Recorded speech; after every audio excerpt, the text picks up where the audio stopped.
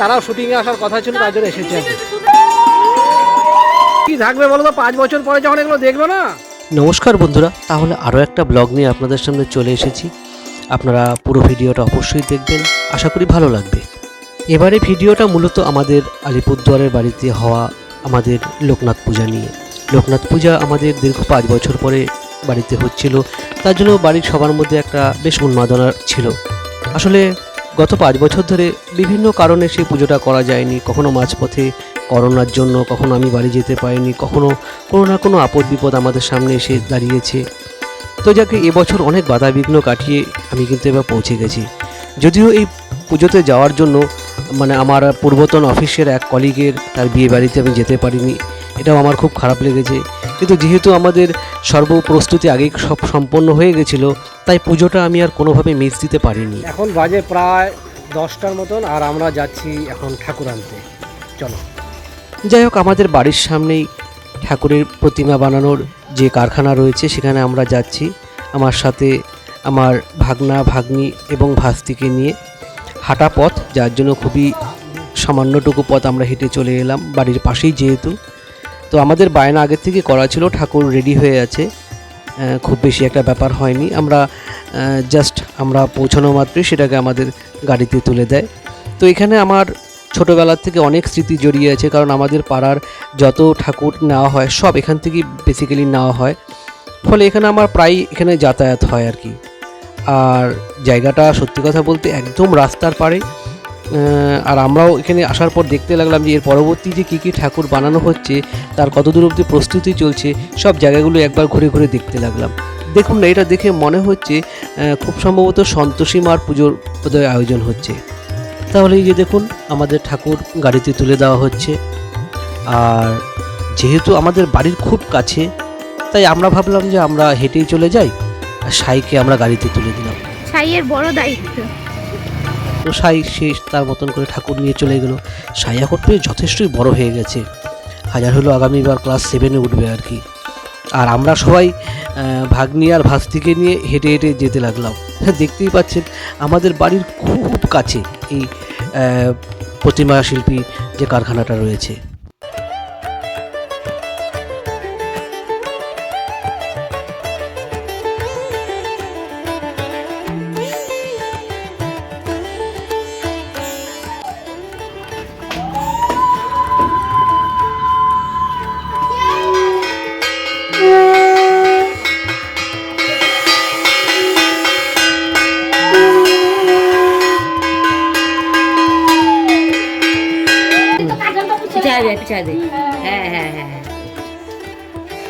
ঠাকুরের মুখটা খুলে নে বাবা। ঠিক আছে,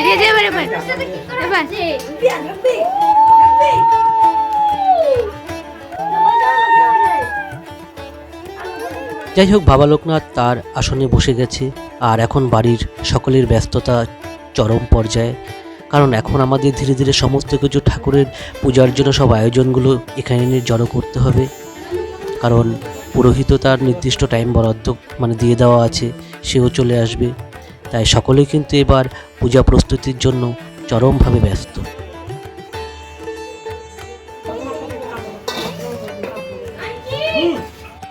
এদিকে বাবা নদী থেকে মঙ্গল ঘটে করে ঠাকুরের আসনে দেওয়ার জন্য জল নিয়ে চলে এসছে। আর আমার মনে হয় আর বেশি একটা সময় বাকি নেই।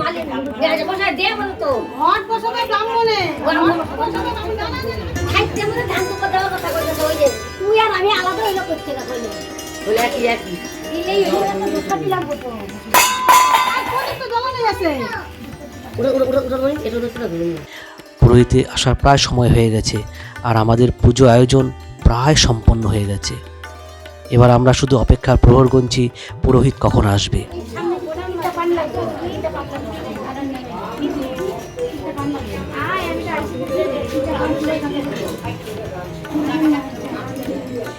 এদিকে সন্ধ্যায় প্রসাদ দেওয়ার জন্য খিচুড়ি লাবড়ার আয়োজনও ঠিকঠাকভাবেই চলছে।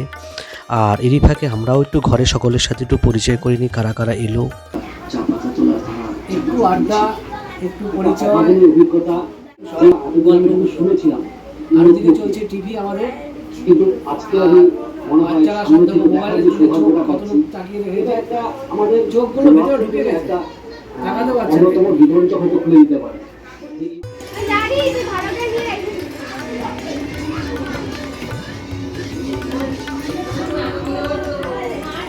A few moments later.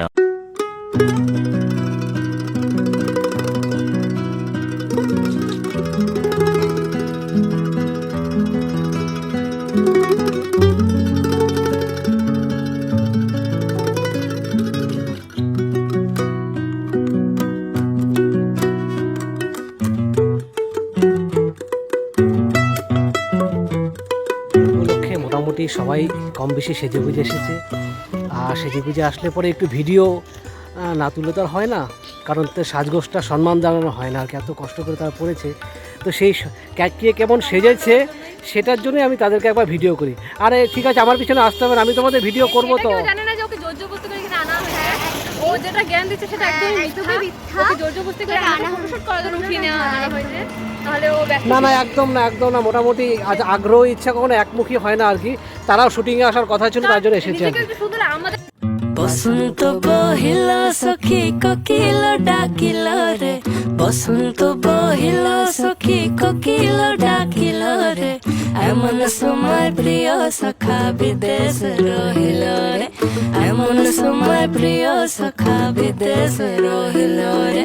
বাসের বাঁশুরি সখী সরল কাঠের বাঁশি রে, বাসের বাঁশুরি সখী সরল কাঠের বাঁশি রে, বিনা ফুকে বাঁশি বাজে বলে রাধা রাধা রে, বিনা ফুকে বাঁশি বাজে বলে রাধা। বাচ্চারা সবার নজর শুধু টিভির দিকে, সবার নজর টিভিতে। এদিকে পুজো যে শেষ হয়ে যাচ্ছে, তাদের কোনো ব্যাপার নেই। কিরে, তোরা কি যাবি না পুজো দেখতে? পুজোর এখানে তোরা কি বসে বসে টিভি দেখবি? ঠাকুর মশাই অলরেডি চলে আসছে, তো তোরা যাই বা। না না, মুভি তো পরেও দেখতে পারবি, কিন্তু পূজা তো পরে দেখতে পারবি না। যা যা যা। না না, নতুন হোক পুরনো হোক, রাজ চল, রাজ চল চল, রাজ যাবে হাই, চল চল চল চল, তাড়াতাড়ি চল। খেয়াল করে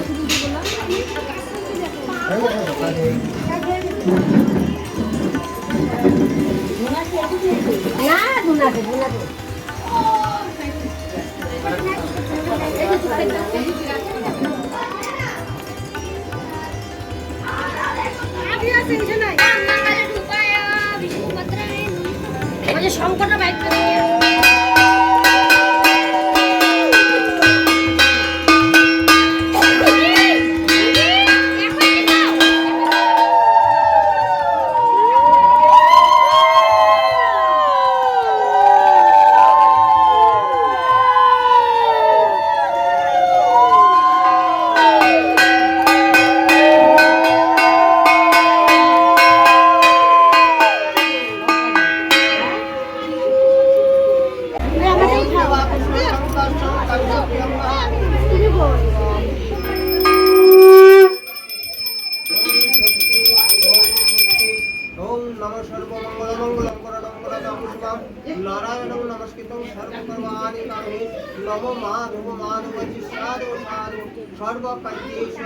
তারপর আমাদের বাড়ির এই লোকনাথ পূজা নিয়ে সবার মধ্যে একটা ব্যাপক উন্মাদনা, যেটা আমার ভীষণ ভালো লেগেছে। সকলেই স্বতঃস্ফূর্তভাবে তারা এগিয়ে এসেছে, হাতে হাত লাগিয়ে সমস্ত পূজার কার্যক্রমকে এগিয়ে নিয়ে যেতে সহযোগিতা করেছে। এক্ষেত্রে আমাদের পাশে যারা যারা ছিল সবাইকে আমি অসংখ্য ধন্যবাদ দিচ্ছি।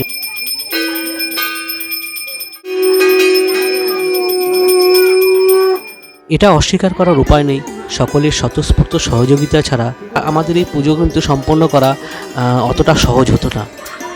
যে তাদেরকে এটাও বলতে যাচ্ছি, আরে এটা তোমাদেরই পূজা, আমি তো বরং আলিপুরদুয়ারের অতিথি, এই 4-5 দিনের জন্য এসেছি শুধু জাস্ট পূজা উপলক্ষে। তোমরাই এখানে থাকবে, তোমরাই দেখবে, তোমরাই করবে। যাই হোক, আমাদের বাড়ির পূজা কিন্তু প্রায় অন্তিম লগ্নে চলে এসেছে। এখন যজ্ঞের আয়োজন চলছে, আর এই হোম যজ্ঞ শেষ হলেই কিন্তু আমাদের এই বছরের লোকনাথ পূজা এখানেই শেষ।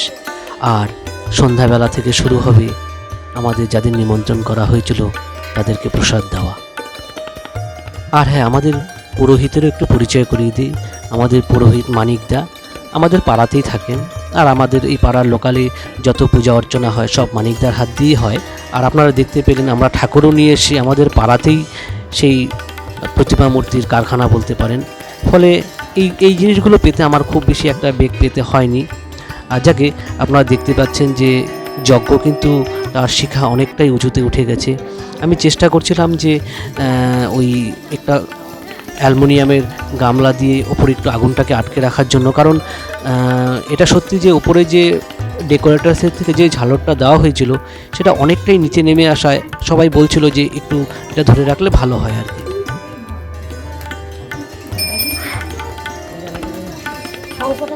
আর এদিকে আমাদের যারা রাঁধুনিরা তাদের খিচুড়ি আয়োজন প্রায় শেষের পথে।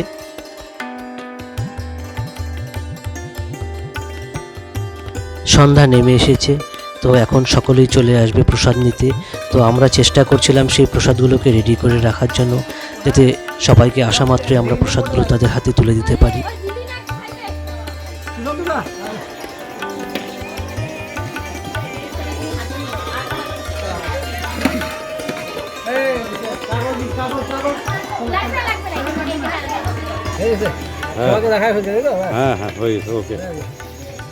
আরে বাবা কি থাকবে বলো তো, 5 বছর পরে যখন এগুলো দেখবে না তখন মনে হবে কি এগুলোই কত আকর্ষণের। কিচ্ছু থাকবে না কিন্তু মনে রাখবা। একটু হ্যাঁ এরকম হাসিতে দরকার। Right right. হ্যাঁ দেখি প্রিয়াঙ্কা, হ্যাঁ এই তো ভালো করে হাসতে হবে তো। এই আমি আমার স্টুডেন্টকে আজ আমি বলবি তো আমার স্টুডেন্ট খুব ভালো জায়গায় আছে আজকে।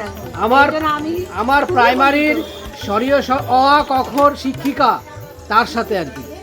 তো আমরা একদম দেখো সিঁড়ি থেকে কত উঁচুতে উঠছি আর কি। একদম ফার্স্ট ইয়ার চলে আসছে আমরা। তো এই উপলক্ষে প্রতি বছর অনেক প্রাইজ পাওয়া হচ্ছে, আর আমার মনে হয় প্রাইজ পাওয়া চলতেই থাকবে। আমার আশীর্বাদের যত মানে ওভারটেকগুলো সবাই আমার স্টুডেন্টকে দিয়ে দিচ্ছেন। যাক এই আশীর্বাদের জন্য বোধহয় আমি সেই জায়গা অবধি পৌঁছাতে পারছি আর কি। ঠিক আছে, থ্যাংক ইউ।